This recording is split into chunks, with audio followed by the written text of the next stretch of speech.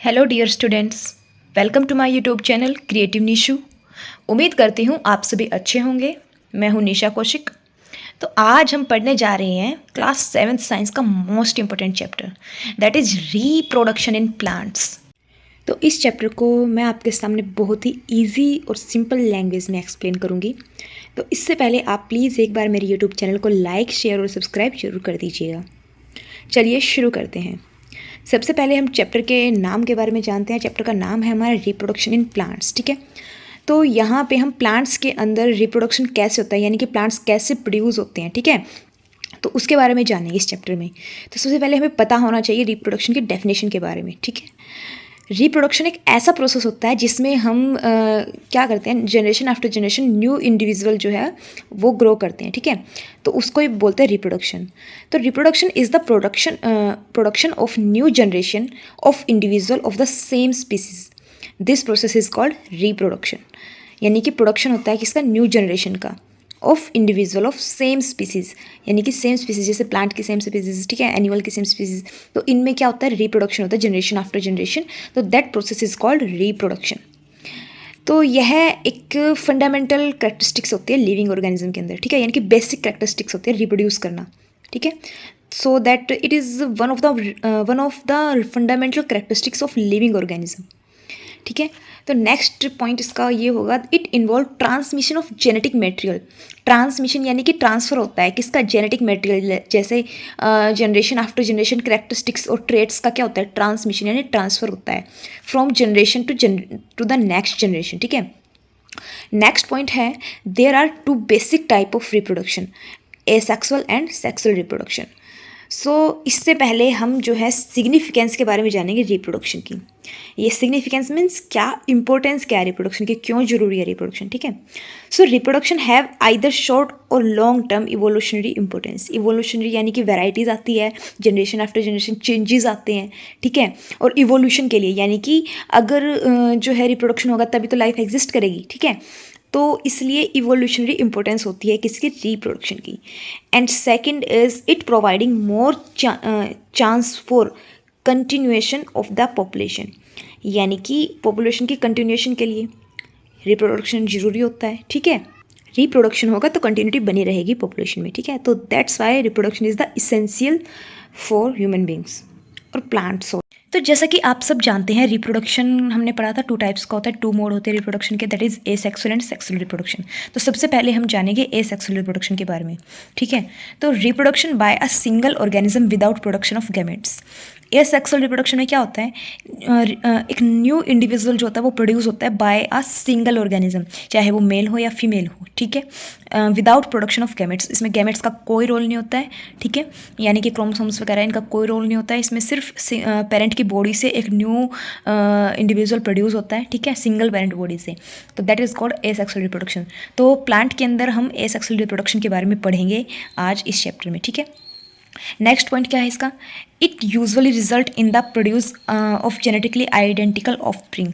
इसमें जो new individual produce होता है एसेक्सुअल रिप्रोडक्शन में, तो वो न्यू जो सेल होती है that is genetically identical offspring, यानी कि वो आइडेंटिकल सेम करेक्टरिस्टिक्स होते हैं उसके पेरेंट सेल से, मैचिंग करते हैं उसके करेक्टरिस्टिक्स, ठीक है। So that is called asexual reproduction. Now we are study about the significance of asexual propagation in plants. अब एसेक्सुअल प्रोपगेशन की इंपॉर्टेंस क्या है प्लांट्स के अंदर, वो हम पढ़ने जा रहे हैं। सो इसका first point that is asexual propagation is a rapid method of propagation. यानी कि जो एसेक्सुअल रिप्रोडक्शन होता है वो एक रैपिड यानी कि फास्ट मेथड होता है प्रोपगेशन का, यानी कि प्लांट को प्रोड्यूस करने का सबसे फास्ट मेथड, रैपिड मेथड होता है एसेक्सुअल रिप्रोडक्शन, ठीक है। Second point, it is useful method for those plant that are hard to grow from seed. ये उन प्लांट्स के लिए बहुत ही यूज़फुल मेथड होता है जिन प्लांट्स को सीड के थ्रू ग्रो कराना बहुत ही हार्ड होता है, ठीक है, क्योंकि ये क्या है, सीडलेस मेथड है, बिना सीड्स के प्लांट को ग्रो किया जाता है एसेक्सुअल रिप्रोडक्शन में, ठीक है। थर्ड पॉइंट है it does not require pollination or fertilization because of propagation without gametes, क्योंकि इसमें गैमेट्स का कोई रोल ही नहीं होता, सो इसमें रिक्वायरमेंट नहीं होती है पोलिनेशन की और फर्टिलाइजेशन की। ठीक है, बिना फर्टिलाइजेशन के ये मेथड सक्सेसफुल होता है जिसमें हमारा एक न्यू प्लांट ग्रो किया जा सकता है।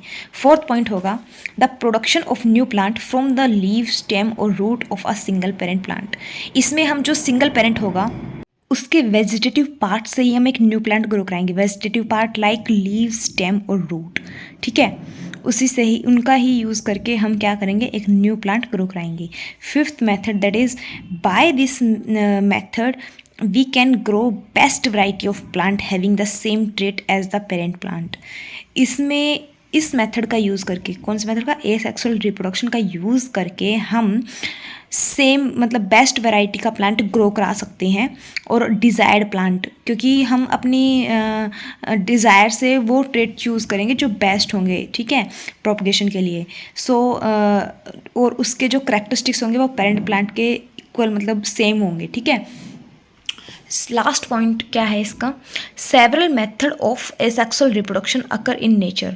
बहुत सारे मेथड जो है एसेक्सुअल रिप्रोडक्शन के नेचर में है which adapted for commercial use for rapid propagation, जिनको कमर्शियल यूज़ में कमर्शियल मतलब यूज़ किया जाता है फॉर रैपिड यानी कि फास्टिंग प्रोपगेशन के लिए। इसमें सबसे पहले मेथड की अगर हम बात करें तो सबसे पहला और बेस्ट मेथड है वेजिटेटिव प्रोपगेशन, ठीक है। Vegetative propagation is the type of asexual reproduction. ये अब स्टार्ट हो गया टाइप्स ऑफ एसेक्सुअल रिप्रोडक्शन, ठीक है, जिसमें सबसे पहले हम पढ़ेंगे वेजिटेटिव प्रोपगेशन के बारे में। तो इसमें क्या होता है, the new plant is produce from the vegetative part of plant is that root, stem and leave etcetera is called vegetative propagation. समझ आया, यानी कि वेजिटेटिव प्रोपगेशन क्या होता है, प्लांट के वेजिटेटिव पार्ट का यूज़ करके ही एक नया प्लांट ग्रो किया जाता है, that is called vegetative propagation. अब जैसे एग्जाम्पल में हम पढ़ते हैं बाय रूट, तो सबसे पहले हम रूट का एग्जाम्पल पढ़ेंगे, रूट का यूज़ करके कैसे हम प्लांट ग्रो करा सकते हैं। इसका सबसे बेस्ट एग्जाम्पल है स्वीट पोटैटो और पोटैटो। इसमें क्या करेंगे, हम एक्टिविटी करेंगे, टेक अ फ्रेश पोटैटो, एक फ्रेश पोटैटो लेंगे, cut the potato into small portion each with an eye. आप सबको पता है पोटैटो में कुछ ऐसे स्ट्रक्चर बने होते हैं जिनको हम क्या बोलते हैं, आई बोलते हैं, ठीक है। कुछ आउट ग्रोथ्स भी निकली होती है वाइट कलर की, कभी देखा हो पोटैटो में, ठीक है। तो उनको हम स्मॉल पोर्शन में कट करेंगे एंड बुरी दैम इन द सोइल, उसको हम सोइल के अंदर लगाएंगे।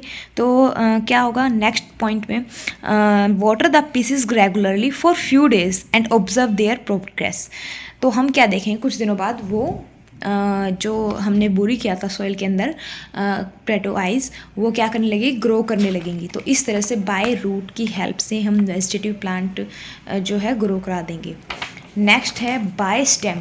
स्टेम का यूज़ करके हम एक नया प्लांट ग्रो करा सकते हैं, जैसे रोज़ और चंपा के जो प्लांट होते हैं उसमें हम ये यूज़ करते हैं method, cut a branch of rose and champa with a node के साथ उसको कट करें, then this piece of branch is term a cutting, इस पीस को क्या बोलेंगे, कटिंग बोलेंगे। Then bury the cutting in the soil and water regularly, then you observe its growth. तो इस तरह से एक कटिंग ब्रांच लेंगे हम रोज़ की और उसको जो है बुरी कर देंगे सॉइल में, तो वो एक न्यू प्लांट में ग्रो कर जाएगी। सो ये हो गया by stem. Next is the by leaf. इसमें हम ब्रायोफाइलम होते हैं जैसे, ठीक है, और ब्रायोफाइलम जैसे लीफ होते हैं ना, उनका यूज़ करके हम न्यू इंडिविजुअल ग्रो करा देते हैं। ब्रायोफाइलम को स्प्राउट लीफ प्लांट भी बोलते हैं बिकॉज लीफ के अंदर से ही न्यू लीफ राइज होती रहती है, ठीक है। सो ब्रायोफाइलम क्या होता है, has bud in the margins of leaf. Leaf की जो मार्जिन्स होते हैं उसमें क्या होते हैं, छोटी छोटी बर्ड्स होती हैं लीफ के ऊपर, ठीक है। If a leaf of this plant fall on moist soil, अगर ये मॉइस्ट सोइल में लगा दी जाए, each bud give rise to a new plant. तो इस तरह से एक नया प्लांट हमारा जो है वो राइज अप हो जाएगा, ग्रो अप हो जाएगा इस मेथड से, ठीक है। अब हम पढ़ते हैं एडवांटेजेस ऑफ वेजिटेटिव प्रोपगेशन। अब क्या क्या एडवांटेजेस हैं, ये सेम ही है जैसे सेक्सुअल रिप्रोडक्शन की तरह ही एडवांटेज सेम है इसकी भी। It is a rapid method to grow a new plant, एक तो रैपिड फास्ट मेथड होता है ग्रो कराने के लिए न्यू प्लांट को। Second, it help eliminating the virus and disease free plant. इसमें हम अपने डिज़ायरेबल प्लांट को ग्रो करा सकते हैं, जो जिसके अंदर क्या होगा, डिजीज फ्री प्लांट ग्रो करा सकते हैं हम। एलिमिनेट कर सकते हैं, बाहर निकाल सकते हैं वायरस फ्री, मतलब वायरस को, ठीक है, वायरस फ्री प्लांट हम ग्रो करा सकते हैं इस मेथड से। Third point, it produce कॉलोनल population on large scale, यानी कि हम बड़े स्केल पे बहुत सारे प्लांट्स जो है वो ग्रो करा सकते हैं इस मेथड का यूज़ करके। Fourth point, the new plant have adaptative soon characteristics. अब जो नया प्लांट ग्रो कराएंगे ना हम इस मेथड का यूज़ करके, उसके अंदर बहुत ज़्यादा अडेप्टेटिवनेस होगी, यानी कि कैरेक्टर एनवायरनमेंट को अडेप्टिव करने के एबिलिटी होगी उसके अंदर, क्योंकि हम अपने डिज़ायर्ड प्लांट इस मेथड का यूज़ करके ग्रो करा सकते हैं। Fifth method, it does not require seed और फ्लावर फॉर प्रोपगेशन। इसमें हम सब आर्टिफिशियल मेथड भी पढ़ेंगे वेजिटेटिव प्रोपगेशन के, आर्टिफिशियल बाय मैन मेड, ठीक है, यानी कि मैन मेड के थ्रू जो है वेजिटेटिव प्रोपगेशन कैसे होती है। सबसे पहला है cutting, a simple procedure by which a part of plant is removed by cutting and placed in a suitable medium for growth, that is called cutting. ये बहुत ही सिंपल प्रोसीजर होता है प्लांट को ग्रो कराने का, जिसमें हम प्लांट का एक जो स्टेम है या फिर कोई भी पार्ट है उसको कट कर लेंगे और फिर उसको प्लेस कर देंगे स्टेबल मीडियम में, फिर वो क्या करने लगेगा, ग्रो करने लगेगा। इसका मोस्ट इंपॉर्टेंट एग्जांपल है ग्रेप्स, बोगनविलिया एक्सेट्रा, ठीक है। नेक्स्ट है ग्राफ्टिंग। ग्राफ्टिंग क्या होता है, it is the transfer of a part of plant that is scion and on to the lower part of another plant that is stock. तो यहाँ पे इस डायग्राम में देखिए, जैसा कि आप देख पा रहे हैं, साइकोन ये किसी प्लांट का फर्स्ट मतलब पार्ट है, ठीक है, इसको हम इस तरह से कट कर लेंगे, और स्टॉक जो कि जिसको हम इस तरह से कट करेंगे, ठीक है, और इन दोनों को हम ऐड कर देंगे इस तरह से, ठीक है। तो इस तरह से ये एक प्लांट, न्यू प्लांट, फिर धीरे धीरे ये दोनों जैसे टूटी हुई हड्डी जो होती है ना, उसको हम पीओपी करके जोड़ सकते हैं। सेम वही प्रोसीजर ऐसा ग्राफ्टिंग में यूज़ होता है, प्लांट्स को भी हम सेम ऐसे ही ग्राफ्टिंग करके जोड़ सकते हैं। इसमें मेन पार्ट क्या होते हैं, साइकोन और स्टॉक। तो the scion is chosen for its fruits. अब साइकोन को चूज़ किया जाता है क्योंकि उसको बेस्ट फ्रूट्स वैरायटी के फ्रूट्स ग्रो कराने के लिए। And stock is for properties such as disease resistance. Stock को चूज़ किया जाता है क्योंकि उसके अंदर प्रॉपर्टी अच्छी होती है, क्योंकि डिजीज रेजिस्टेंस होता है वो प्लांट, ठीक है। इसका एग्जाम्पल है rose, sweet oranges etcetera. Third method है आर्टिफिशियल वेजिटेटिव प्रोपगेशन का, लेयरिंग। इसमें क्या होता है, the runners are picked out मतलब लेयर किया जाता है around the parent plant until they take root and are then cut to detach them from the parent plant. इसमें क्या किया जाता है, जैसे जैस्मिन और स्ट्रॉबेरी के जो बेल होती है ना, उनको क्या किया जाता है, पेरेंट प्लांट के अराउंड जो होता है लेयर कर दिया जाता है, लेयरिंग कर दी जाती है, ठीक है। लेयरिंग करने के बाद फिर उनको क्या किया जाता है, उनकी जो रूट होती है उसको लिया जाता है और उसको दूसरे सोइल में बुरी कर दिया जाता है, ठीक है। तो फिर जब वो अच्छी तरह से ग्रो कर जाती है तो फिर उसको पेरेंट प्लांट से अलग कर दिया जाता है, डिटैच कर दिया जाता है। So that process is called layering. जैसे कि आप यहाँ पे देख पा रहे हो, मान लो यहाँ पे प्लांट ग्रो कर गया है, ठीक है, तो यहाँ पे इसकी जो एक लेयर है, रूनर है, उसको नेक्स्ट सॉइल में हम जो है पिक आउट कर देंगे, लेयर कर देंगे, ग्रो कर देंगे, और फिर जब ये ग्रो कर जाएगी देन इसको यहाँ से हम कट कर देते हैं, अलग कर देते हैं, और इस तरह से यहाँ पे एक न्यू प्लांट ग्रो कर जाता है। So that process is called layering. अब हम बात करते हैं most important method, that is tissue culture or micro propagation.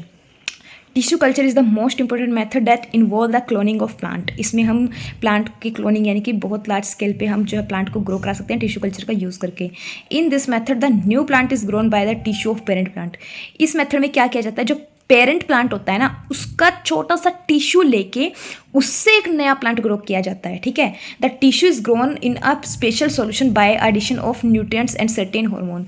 अब उस टिश्यू को क्या किया जाता है, एक स्पेशल सॉल्यूशन में डाला जाता है, जिससे में क्या होता है, जिसमें बहुत सारे न्यूट्रिएंट्स होते हैं और सर्टेन हार्मोन्स होते हैं, like auxin and cytokinin which are needed to cell division. जिसके अंदर फिर क्या होता है, फिर टिश्यू के अंदर धीरे धीरे सेल डिवीजन होता है, एक सेल से दो, दो से चार, चार से आठ, आठ से 16, 16 से 32, इस तरह से सेल डिवीजन होता है, ठीक है।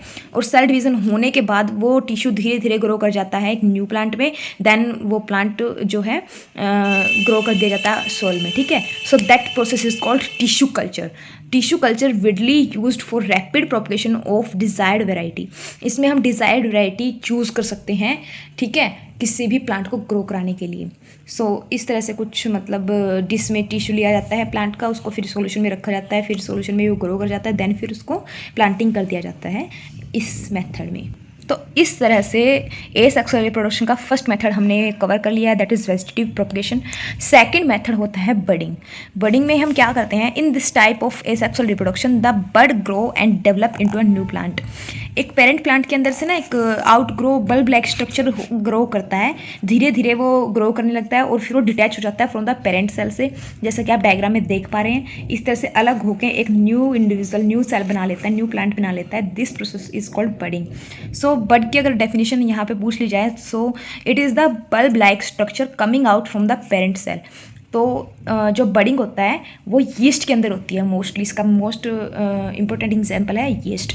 यीस्ट के अंदर बडिंग आप इस तरह से देख सकते हो, ये यीस्ट सेल है, पेरेंट सेल है, इसमें से एक बल्ब लाइक स्ट्रक्चर आ रहा है, धीरे धीरे वो जो है ग्रो करने लगता है और ग्रो करने के बाद फिर वो डिटैच हो जाता है, यानी कि अलग हो जाता है पेरेंट बॉडी से, पेरेंट सेल से। तो नेक्स्ट प्रोसेस एसेक्सुअल रिप्रोडक्शन का है फ्रेगमेंटेशन। फ्रेगमेंटेशन जो होती है, ये जो एल्गी होती है ना पोन्ड्स के अंदर, ग्रीन कलर की जो काई लग जाती है, वो एल्गी ग्रो होती है इस मेथड के थ्रू, ठीक है। In this method an alga break up into 2 और मोर फ्रेगमेंट।